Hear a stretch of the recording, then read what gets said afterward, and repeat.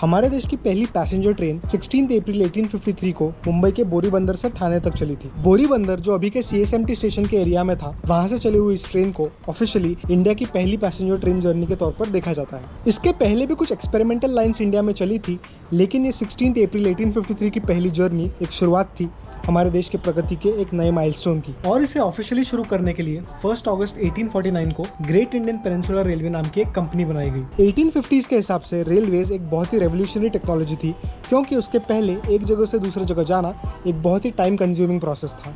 Think I'll go home now. और जब धीरे धीरे रेलवेज पूरे देश में फैले तो एक आम इंसान का इंडिया टूर करना कुछ हद तक आसान हो गया। लेकिन क्या आपको पता है कि इंडियन रेलवेज की वजह से लोगों का वर्ल्ड टूर करने का सपना भी सच हुआ? कैसे, अभी बताता हूँ।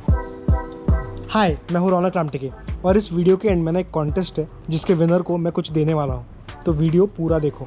ये बात है अराउंड 1869-70 की, जब दुनिया के 3 बड़ी ज्योग्राफिकल ब्रेक थ्रूज यानी 3 ऐसी चीजें खुली जिसकी वजह से दुनिया का चक्कर लगाना पॉसिबल हुआ। पहली, नॉर्थ अमेरिका का फर्स्ट ट्रांसकॉन्टिनेंटल रेल रोड। दूसरी, हावड़ा इलाहाबाद मुंबई रेलवे लाइन जिसने कनेक्ट किया मुंबई और कोलकाता को। और तीसरी, सुएज कनाल का खुलना। अब उस वक्त पैसेंजर प्लेन्स तो थे नहीं, लेकिन अगर आप इन 3 चीजों को मैप पर देखोगे तो रेलवेज और स्टीम शिप्स यूज करके पूरी दुनिया का चक्कर लगाना पॉसिबल लगेगा। ये इसीलिए भी पॉसिबल हुआ क्योंकि अर्थ फ्लैट है।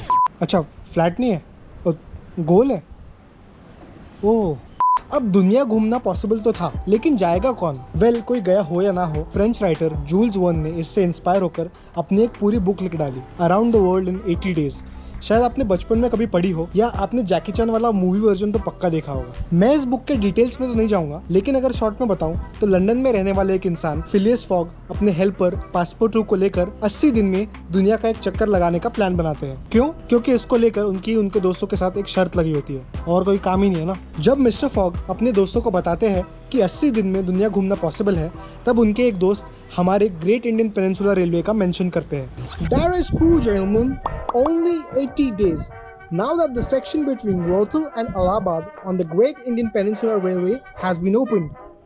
अरे क्या ब्रिटिश आदमी बोल रहा था तो एक्सेंट मारूंगा ना। और उसमें दुनिया का चक्कर लगाने का ये रूट मेंशन्ड है। From London to Suez by rail and steam boats 7 days. From Suez to Bombay by steamer 13 days. From Bombay to Calcutta by rail 3 days. From Calcutta to Hong Kong by steamer 13 days. From Hong Kong to Yokohama, Japan by steamer 6 days. From Yokohama to San Francisco by steamer 22 days.